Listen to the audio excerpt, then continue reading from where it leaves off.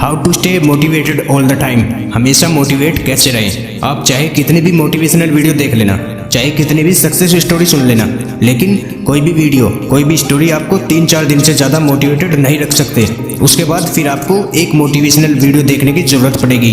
इसलिए हमेशा मोटिवेटेड रहने का पहला तरीका ये है कि रोज़ सुबह उठते ही एक मोटिवेशनल वीडियो देखो। और ये तरीका उन लोगों के लिए है जिनकी बेसिक ज़रूरतें पूरी हो रही है, जिनके पास अच्छा खाना, अच्छे कपड़े और अच्छा मकान है, और जो अपनी लाइफ में और अच्छा करना चाहते हैं। और दूसरा तरीका ये है, अपनी भूख जगाओ, अपने सपनों को अपनी ज़रूरत बना लो। और ये तरीका भी उन्हीं लोगों के लिए है जिनकी बेसिक ज़रूरतें पूरी हो रही है, क्योंकि जिनकी बेसिक ज़रूरतें पूरी नहीं होती, कोई भी सपना पूरा करना जिनकी ज़रूरत बन जाती है, उनके अंदर भूख पहले से ही होती है। और जिनके अंदर भूख होती है उनको मोटिवेशनल वीडियो देखने की ज़रूरत ही नहीं पड़ती। फॉर एग्जाम्पल, अगर किसी को भूख लगी हो तो वो मोटिवेशनल वीडियो देखने नहीं बैठेगा। उसके दिमाग में उस वक्त सिर्फ एक ही चीज़ होगी कि किसी भी तरह खाना मिल जाए बस, क्योंकि ऐसे वक्त पर भूख उसका मोटिवेशन और रोटी उसकी ज़रूरत बन जाती है। अगर ये एग्जाम्पल नहीं समझ में आया तो एक सच्ची कहानी सुनो। ये कहानी है अपने ही भारत देश के एक लड़के की। एक छोटा सा गांव था जिसमें एक गरीब किसान खेती से आए पैसों से अपने परिवार का पेट बड़ी मुश्किल से पालता था। और जब खेती से उम्मीद नहीं रहती थी तो वो सब्जियां बेचकर गुजारा करता था, क्योंकि उसे खुद के अलावा अपने परिवार के 6 और लोगों का पेट भरना था, जिसमें उसकी माँ, पत्नी और 4 बच्चे थे। और ये सब सिर्फ एक रूम वाले घर में रहते थे। ये समझ लो कि ये परिवार गरीबी से लड़ रहा था। कुछ साल बाद जब उनका बड़ा बेटा अमित 5th स्टैंडर्ड में आया तो उसकी माँ ने उसे कहा कि बेटा, इस गरीबी से निकलने का एक ही रास्ता है, तेरी पढ़ाई। अगर तूने अच्छे से पढ़ाई की तो हम इस गरीबी से निकल सकते हैं, नहीं तो दूसरा कोई रास्ता नहीं है इस गरीबी से निकलने का। उस वक्त अमित अपनी माँ का दुख अच्छी तरह से महसूस कर सकता था। वो लाइनें उसके दिमाग में छप चुकी थी।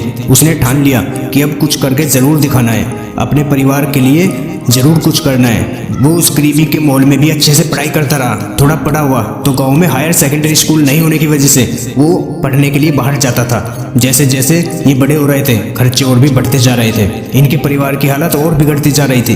तभी अमित के छोटे भाई, जो 8वीं क्लास में था, उसने अपने पेरेंट्स से कहा कि वो दिल्ली जाकर कुछ काम करना चाहता है, लेकिन तब वो बहुत छोटा था, इसलिए उसके पेरेंट्स ने उसे बाहर जाने से मना कर दिया। वो डिप्रेशन में जाने लगा। उसका भी इलाज चला, जिससे खर्चा और बढ़ गया। और कुछ दिनों बाद इस गरीबी से छुटकारा पाने के लिए उसने सुसाइड कर लिया।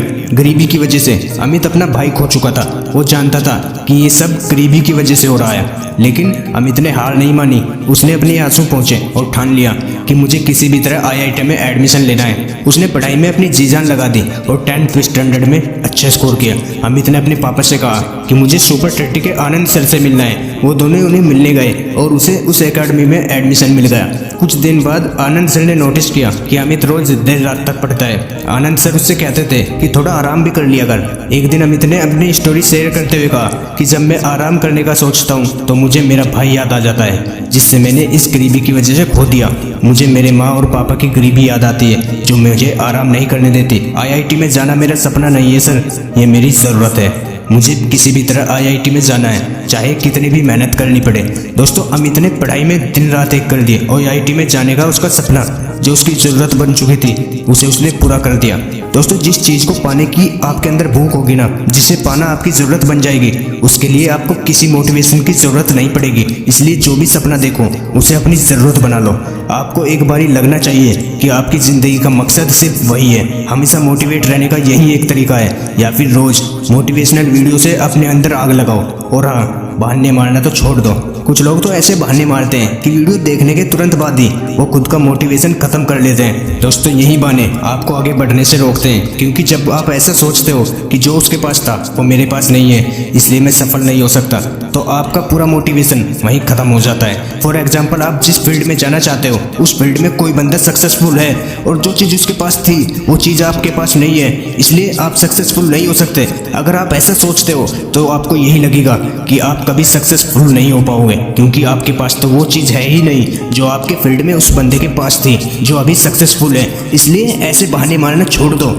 अगर ऐसे बहाने दोबारा दिमाग में आए तो बॉलीवुड स्टार नवाजुद्दीन सिद्दीकी की बायोग्राफी पढ़ लेना, क्योंकि जब उसने पहली बार बम्बई में कदम रखा था तो अपने टैलेंट के सिवाय उसके पास कुछ भी नहीं था। इसलिए फिर बोलूँगा, बहाने मारना छोड़ दो, क्योंकि जैसा आप सोचते हो वैसा ही बन जाता है। और मैं तो लास्ट में सिर्फ यही कहना चाहूँगा कि इतनी मेहनत कीजिए कि देश में सिर्फ अपना ही नहीं बल्कि दुनिया में अपने देश का नाम भी रोशन कीजिए।